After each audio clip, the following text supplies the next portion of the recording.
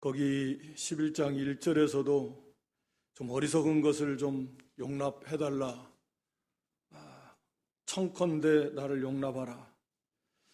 그러니까 이게 오늘 여기 다시 16절에도 내가 다시 말하노니 나를 좀 어리석은 자로 여기지 말고 설사 뭐 그렇게 여긴다 하더라도 좀 자랑할 수 있도록 늘 잘 받으라. 그러니까 자랑한다라는 것이 자기가 자기를 자랑한다는 게 얼마나 참 이게 어리석은 일인가. 바울이 상당히 조심스럽게 어쩔 수 없지만 그럼에도 불구하고 반복해서 이 자신이 참 이 어리석은 일인데 좀 용납해달라라고 하면서 말하는 거 보면 이게 자기를 드러낸다라는 것은 결국은 하나님의 영광, 그리스도의 영광과 은혜를 어떻게 보면 좀 가리우는 것이고 좀 심하게 말하면 도둑질하는 거고 그러니까 자기는 없어지고 오직 하나님의 영광, 오직 그리스도의 영광만 나타나야 되는데 자기가 드러나 버리면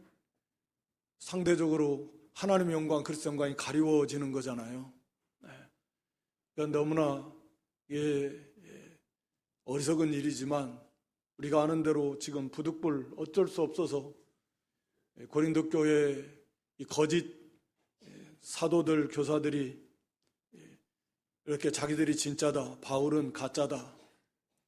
그리고 바울이 전한 말씀이 권위를 훼손시키니까 교회가 무너져가는데 그래서 그렇지 않다. 그래서 나도 이제 12장에 가서도 뭐 나오지만 사도로서의 분명한 확실한 그들이 자랑한다면 나도 자랑할 게 있고 사도로서의 확고한 그런 그 증거들이 있다라고 하면서 바울 자신이 수고한 것을 이제 자랑합니다. 그래서 여기 17절에는 주를 따라 하는 말이 아니라 우리 예수님은 뭐 자랑하시지 않았다 그 말이잖아요. 정말 어쩔 수 없어서 어리석은 자처럼 자랑하겠다. 육체를 따라 자랑한다. 뭐 육신의 것, 육신의 조건, 뭐 그런 거 가지고 자랑한다. 뭐 어디 출신이다. 뭐 어디 혈통이다. 여기 히브리인 또 뭐 이스라엘 족속, 아브라함의 후손 뭐 이런 것들 자랑했었는데 이 사람들이 뭐 그런 것 추천서 자랑하고 그런 거 가지고 자랑. 그러니까 뭐 그런 요소들이 많죠. 뭐 사실은 우리 교회도 마찬가지인 것 같아요. 교회 뭐 자랑하면 뭐 물론 뭐 저기만 가지고 말할 건 아니지만 우리 교회가 사람이 몇 명 모인다. 그거 가지고 자랑한 큰 교회 다니면 그럼 큰 교회 다니면 막 믿음이 좋은가? 시골 교회 저기 할머니들 뭐 서너 분 뭐 이렇게 10분도 안 되는 뭐 그런 건 교회 뭐 거기는 뭐 그런 데 아니면 믿음도 형편없는가? 그런가요? 큰 교회 뭐 유명한 교회 다니면 그럼 막 그 믿음이 그렇게 좋으면 우리나라가 뭐 한국 교회가 대형 교회들이 얼마나 많은데 사실 허상이거든요. 헛된 것인데 그게 무슨 의미가 있겠습니까? 그럼 뭐 그게 과연 자랑거리인가? 뭐 생각은 좀 뭐 여러분 다를 수 있겠지만 그런 것들이 정말 하나님이 인정할 만한 자랑할 것인가? 얼마나 우리가 예수님 자랑, 복음 자랑 그거 하면 좋을 것 같아요. 교회 자랑하는 것도 그게 합당치 않은 게 있어요. 사랑은 자기를 자랑하는 게 아닌데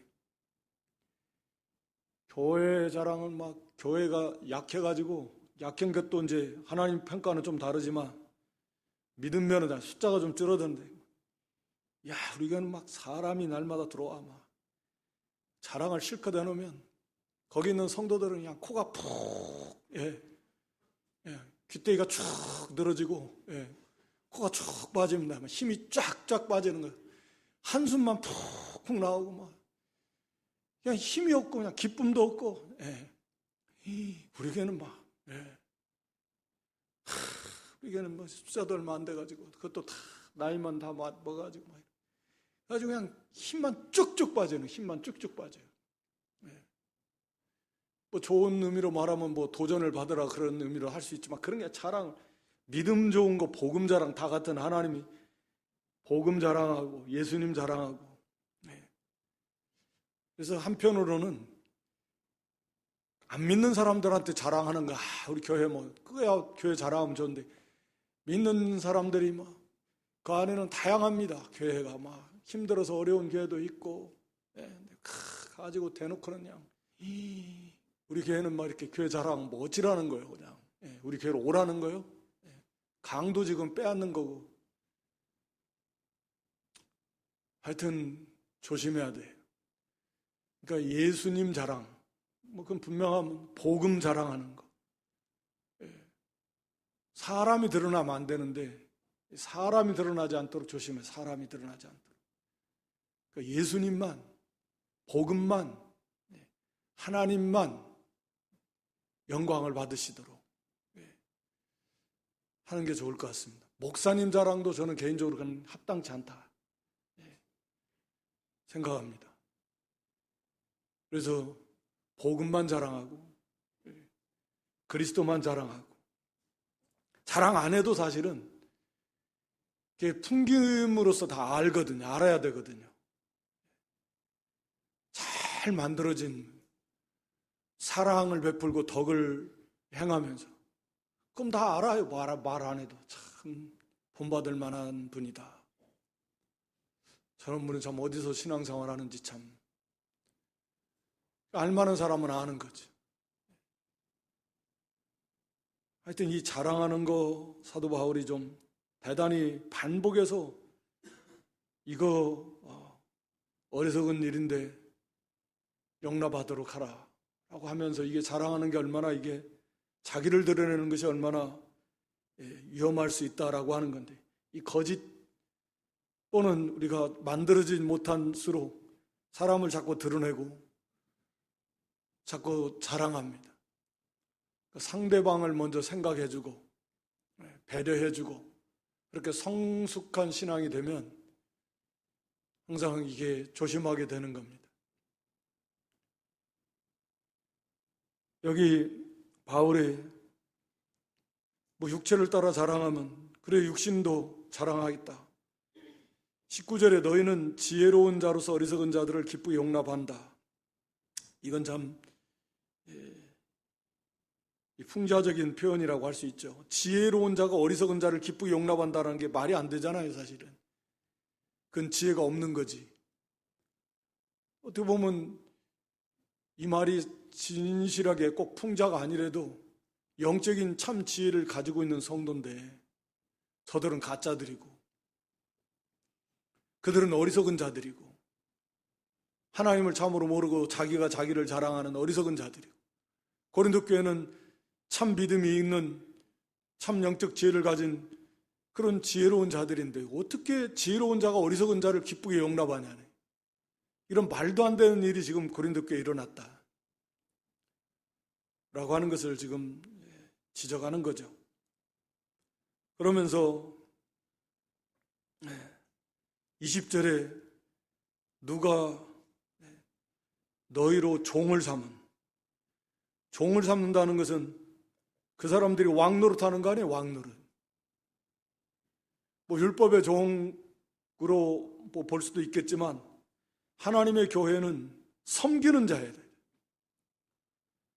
사도 바울처럼 섬겨 고생 많이 하면서 섬긴다라는 것은 무슨 뭐 꼭 이렇게 서빙하는 것처럼 뭐 그런 개념은 아니죠. 그런 것도 물론 포함이 되지만 낮은 자리에서 교회와 성도들을 위해서 기도하고 또 고난 많이 받고 또 봉사하면서 또 말씀도 가르치면서 어떻게 해서든지 교회와 성도가 세워져 나갈 수 있도록 어떠한 힘든 일, 어려운 일, 고난 마다하지 않고 낮아지는 거 마다하지 않고 이렇게 섬기는 거잖아요. 그런데 너희를 종으로 삼는다는 건 뭐예요? 그 사람들이 지금 왕 노릇하는 거 아니에요? 왕. 그것만 봐도 그게 바로 된 사람들이 왕 노릇하면 그게 바로 된 거냐고요. 오히려 자라날수록 섬겨야지. 낮아지고 겸손해져야지. 그게 바로 된 거지. 그런데 종으로 삼는다. 한마디로 막 부려먹고 자기들이 마치 교회 주인처럼 행동하고 왕처럼 행동하고 성도들을 막 종부리듯 하고 벌써 이게 잘못된 거 아니냐. 거꾸로 가는 거 아니에요. 섬겨야지. 근데 그냥 그것을 또 그냥 기쁘게 좋다고 또. 그러니까 참 답답한 거죠. 잡아먹는다, 이 잡아먹는다. 이 잡아먹는, 마치 이건 기생하면서 기생충이 피 쪽쪽 빨아먹어서 다 그냥 말라 죽이는 것처럼 이 사람들이 지금 그런 거예요. 바울과 그 일행들이 이렇게 눈물로 마치 피와 땀으로 세운 하나님의 교회를 그냥 뺏어먹는 피 쪽쪽 흡혈귀처럼 붙어가지고 잡아먹히는 줄도 모르고 그냥 사로잡는다라는 것도 마치 이거 미끼를 던져가지고 잡는 것처럼 그물을 던져서 고기 잡는 것처럼 그런 거예요. 사로잡혀가지고 자유도 없고 영적인 것뿐만 아니라 육신의 것도 다 쫄쫄 빼앗기고 영적인 건 말할 필요도 없지. 다 빼앗기고 육신의 삶도 쫄딱 망하게 되는 이단들 보면 다 그런 거 아닙니까? 거기에 넘어가면 영적인 손해는 말할 것도 없고 육신의 것도 쫄딱 망합니다. 쫄딱 망해요. 그거 어떻게 방법이 없어요. 어리석어요. 또 자고하다. 자기들을 스스로 높여요. 자기들을 막 대단히 자기가 사도도 아닌 사람들이 막 사도처럼 오늘날도 그런 사람들 무슨 자기가 무슨 선지자다 그런 벌써 자기를 높인다라는 건 벌써 그것은 저는 한참 잘못된 사람이구나. 바로 하나님 백성이라고도 너무나 어린 사람이구나. 딱 분별하면 되는 거예요. 말씀이 딱 그렇게 나오니까. 자라난 사람일수록 낮아지고 섬기는 거지. 자기를 높이고 자기를 자랑하고 주장하려고 그러고 이건 벌써 잘못된 거잖아요. 스스로 자기들을 사도라고 하고 높이고 또 뺨을 친다라는 건 이건 대단히 그건 모욕하고 모독적인 언행을 해도 그걸 잘 받아들여요. 마치 그것이 예전에 그런 게 있었죠. 예전에 이렇게 무슨 하는 부흥사들 그분들이 무슨 욕 같은 거 하면서 또 말을 하대하면서 그렇게 해야 무슨 권위가 서는 그런 경우들도 있었죠. 요즘에야 그런 경우가 있겠습니까? 성도들 다 분별하고 그래서 그랬다가는 어디 명함도 못 내밀죠. 그렇게 함부로 하면서 그래도 그걸 잘 좋다고 받아들이고 한마디로 참 분별이 없는 거죠. 분별이 없는 거예요. 그래서 바울이 이제 자기의 연약한 거 이렇게 이제 바울이 자랑할 수밖에 없다라고 하면서 22절에 저희가 히브리인이냐? 나도 히브리인이다.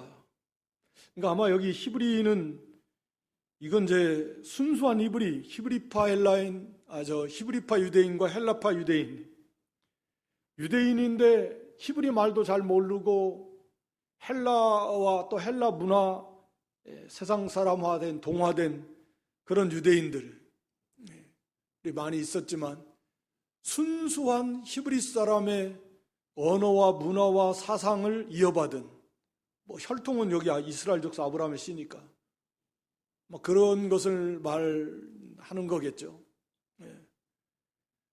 순수한 히브리인이다. 이게 이제 이 사람들에게는 자랑할 만한 거리였으니까. 이스라엘이냐? 우리도 아예 이스라엘 족속이다. 뭐 이방인이었다가 예수 믿은 것도 아니고 교회에 들어온 게 아니고 아예 그냥 태생이 우리는 이스라엘 족속이고 히브리 사람이다. 아브라함의 약속, 아브라함의 씨, 아브라함의 혈통적으로도 아브라함의 자손, 약속의 자손이다. 그러니까 태생 자체가 자기들은 아주 순수한 혈통, 그런 걸 자랑하는 거고, 또 순수한 히브리 사람이고, 그런 것 자랑했던 것 같습니다.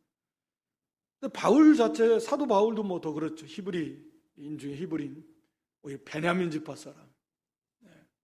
신앙을 순수하게 지킨 이스라엘 족속이고 아브라함이시다. 나도 그렇다. 육신적 외형적인 것도 나도 전혀 그들과 비교했을 때 뭐 부족한 것이 전혀 없다. 그리고 이제 자기들이 그리스도의 일꾼이라고 말하지만 정신없는 말을 하는 것 같은데 나는 더욱 그러하다. 너무나 당연한 말이에요.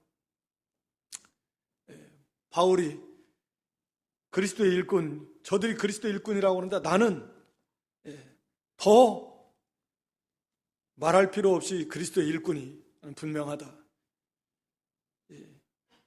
이게 뭐 마치 살아있는 사람한테, 멀쩡하게 살아있는데 살아있는 사람한테 살아있냐고 말하는 것, 물어보는 거나 비슷한, 말할 필요조차도 없는 건데 어쩔 수 없이 지금 말하려고 보니까 정신없는 말처럼 들릴지 모르지만 난 더욱 그렇다.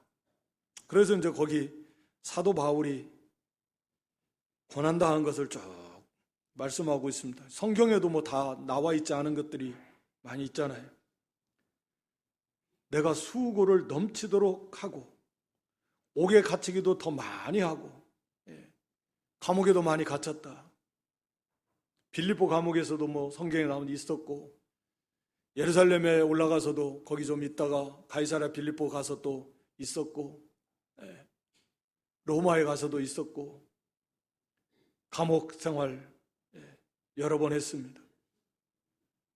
또 매도 수없이 맞았고 여러 번 죽을 뻔했다. 구체적으로 24절에 보니까 유대인들에게 40에 하나 감한 매를 5번이나 맞았다. 그러니까 우리 신명기 25장 1절 이하에 보면 40대를 넘겨서 때리는 건 금연한 거죠. 사람이 징계에다 맞다가 죽을까 봐서 40대 넘어가면 사람이 그건 죽을 수도 있는 심한 중벌이니까 40대를 넘기지 않도록 해라. 그러니까 실수로 혹시 40대를 넘기면 안 되니까 율법을 어기는 것이 되니까 아예 처음부터 39대만 때리자. 그래서 혹시 실수로 하나를 못 씌었다고 해도 그러면 40을 넘지는 않을 거니까 그래서 40에 하나만 39대를 때리는 형벌로 되었다 그러는데 그것을 5번이나 맞았다. 5번. 우리로 말하면 곤장이겠죠. 곤장. 40대 이상 맞으면 그건 죽을 수 있는. 얼마나 이게 참 말이 그렇지. 또 25절에 보면 3번 태장으로 맞았다. 이건 로마 인들에게, 그러니까 로마 법에 의한 형벌이죠. 이 태장은 그러니까 채찍 끝에 이렇게 납덩어리 해가지고 때리는 건데 너무나 이 잔인해서 로마 시민권자들에게는 이 형벌을 집행하지 않았다고 합니다. 이건 맞다가 죽는 경우가 아마 상당히 많았던 것 같아요. 납덩어리 끝에다가 달아놓고 그걸로 때리면 뭐 걸리면 뭐 살이고 힘줄이고 뼈고 뭐 뚝뚝 떨어져 나가다가 내장까지 막 장기까지 손상되고 뭐 죽는 거죠 뭐 과다출혈로. 예수님도 그걸 맞으셨고. 그래서 이 로마 시민권자들에는 이걸 내리지 않았다 그러는데 사도 바울은 우리가 아는 대로 로마 시민권자예요. 그런데도 3번이나 맞았다. 경우에 따라서 로마 시민권을 제시하지 않기도 했고 또 그들이 불의하게 이렇게 그런 절차를 밟지 않고 이렇게 때리기도 했을 것이고 아마 빌립보 감옥에서 맞은 것도 거기 이 태장이 3번씩이나 맞았다. 그러니까 내 몸에 예수의 흔적, 바울이 그렇게 말하는데 예수님 믿고 따르다가 당한 몸에도 그런 고난의 흔적, 그런 채찍으로 막 맞았으니까 그 흉터들이 얼마나 몸에 많이 남아있겠습니까? 또 돌로 한번 맞고 우리 사도행전을 보면 루스드라에서 돌로 그냥 이거 돌로 맞았다는 건 죽이려고 돌로 때린 거 아닙니까? 사도 바울 불러내가지고 불러서 돌로 쳐서 죽이려고 그래서 그냥 돌로 쳐서 그래가지고 바울이 쓰러져도 막 피 철철 흘렸겠죠. 뭐 돌로 쳤으니까. 그리고 쓰러져서 딱 이 사람들이 보니까 죽은 거예요. 그 정도 맞았으면 죽은 거고 바울의 모습 딱 보니까 죽은 거예요. 죽은 줄 알고 갔는데 살아난 겁니다. 뭐 죽었는데 하나님 살리셨는지 뭐 모르겠지만 그만큼 한 번 돌로 맞았다라는 그렇게 맞은 거예요. 그냥 죽었어요 거의.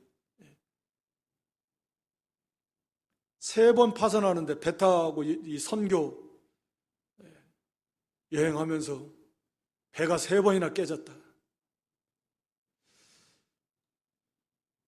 우리가 뭐 사도행전에 딱 한 번 이렇게 나오는데 로마로 가면서 근데 여기는 뭐 3번이나 이렇게 파선하는 일이 있었고 일주야를 그러니까 이건 일주야는 하루 밤낮입니다. 하루 밤낮을 그 먼 바다에서 지냈다. 이 저체온증으로 뭐 죽기 쉬운데 그렇게 바다에 빠져가지고 배가 다 깨져서 만 24시간을 하루 밤낮을 먼 바다에서 있었고 26절에 보면 여러 번 여행해서 전도 여행입니다.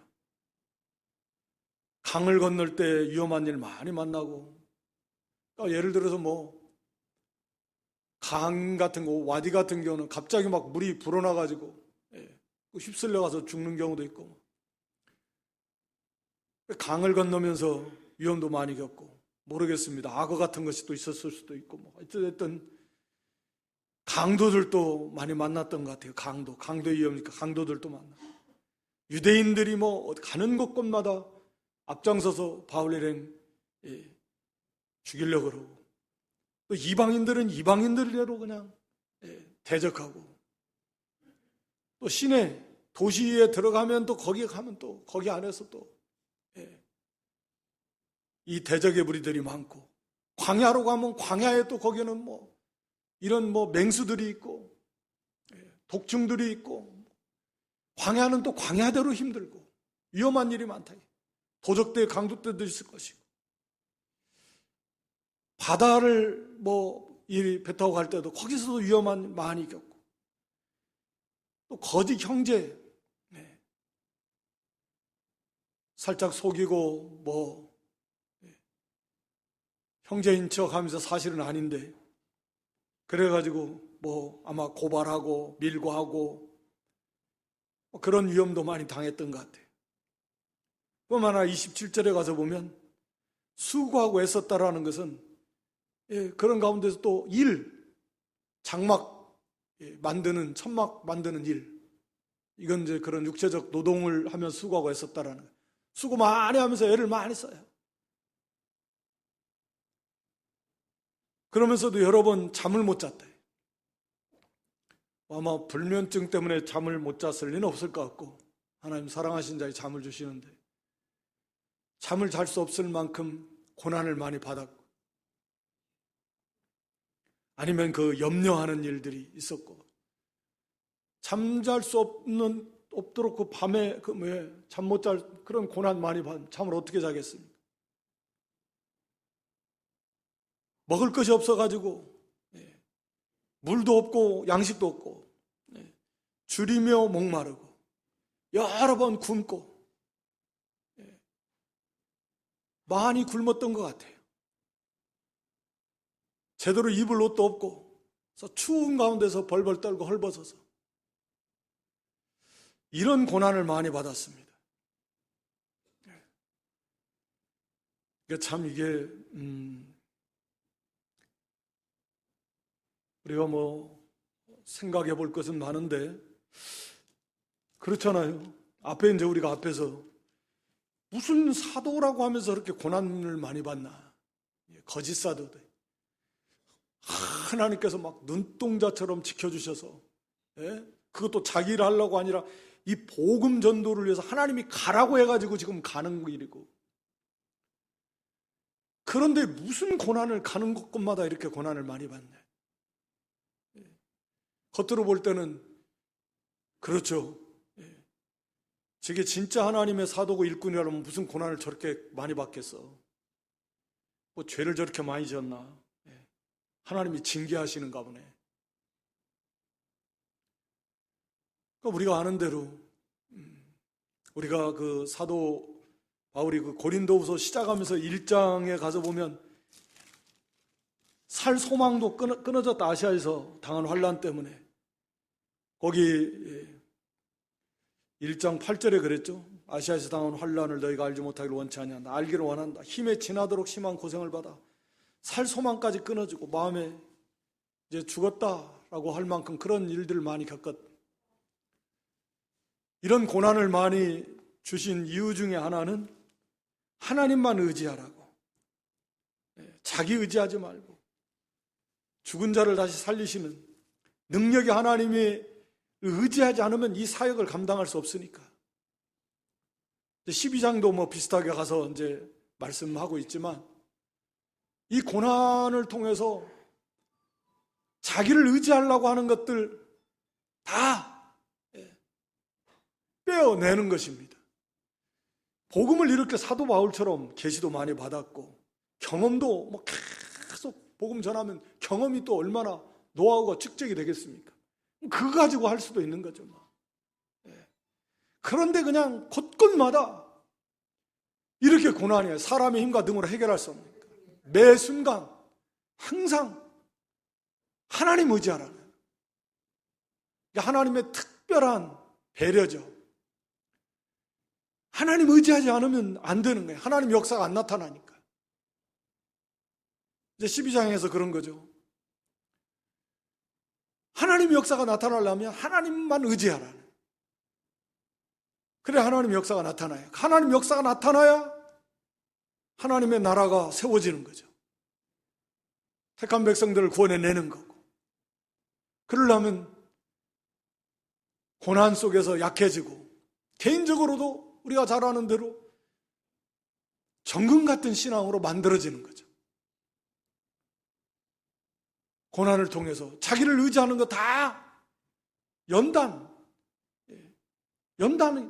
불에다 녹여가지고 불순물 다 제거하듯이 이 고난은 그런 거죠. 고난을 통해서 사람 의지하고 자기 의지하던 그런 요소들이 방법이 없어요. 그건 다 자기도 모르게 다 빠져나가네. 오직 믿음, 오직 하나님, 오직 예수님, 오직 말씀만 붙들지 않으면 살 수 없고 해결할 수 없는 그런 상황. 어떤 것으로도 안 돼. 돈으로도 힘으로도 능으로 사람 안 돼. 오직 하나님의 은혜로 능력으로만 돼. 그러니까 다른 것들을 의지하던 마음 조금 있던 것도 다 그런 것이 조금 고개 들려고 그러면 다 오직 하나님만 의지하는 이런 것을 통해서 그런 정금 같은 믿음으로 만들어지는 거죠. 그러니까 우리가 하나님이 사도 바울 같은 이 귀한 사역을 감당하는데 하나님이 얼마나 기뻐하시겠는데 그러니까 더 이런 고난을 많이 주신 거예요. 하나님이 일을 하는데 그렇게 해서 정금 같은 신앙으로 만들어가고 또 하나님의 역사가 사도 바울을 통해서 많이 나타나고 또 그 가운데 하나님의 위로가 있고, 우리 고린도후서 1장에서도 고난만 있는 게 아니라 하나님의 넘치는 위로, 그리스도 안에서 주시는 그 위로가 넘친다.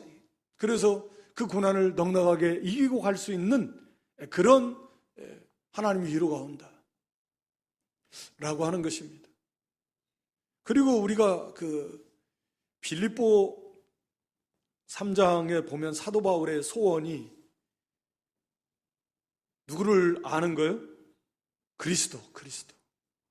빌립보서 3장 한번 보고 갈까요?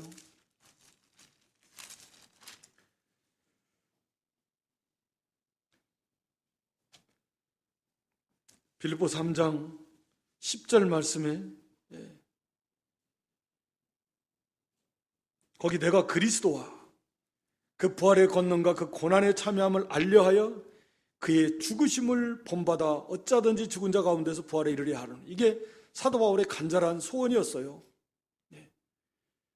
나 예수님을 알고 싶고 닮아가고 싶고 그 예수님의 부활의 권능을 그걸 참여하고 싶고, 그래서 바울은 예수님이 죽으심과 같은 그 죽음의 길을 자기도 따라가고 싶다. 그러니까 하나님께서 어떻게 보면 바울이 그런 간절한 소원이 있어서 하나님께서 또 그 기도를 들어주시는 것 같아요. 바울에게. 바울의 소원이 그거였어요. 나 예수님 알고 싶어. 예수님을 알려면 예수님이 걸어가신 길을 나도 걸어가야 돼. 그래 예수님을 알지. 예수님이 걸어가신 길이 고난의 길이잖아요. 십자가 길이잖아요. 우리 예수님께서는 우리에게 다 말씀해요. 자기를 부인하고 자기 십자가 가지고 나를 따르라. 그게 예수님 닮아가는 길이에요. 예수님 알아가는 길이에요. 세상 말로 지름길. 가장 확실한 건 예수님을 따라가는 길. 바울의 소원이 어떻게든 예수님을 알고 싶다. 예수님을 닮아가고 싶다. 그리고 그 예수님 안에 있는 그 부활의 생명의 능력,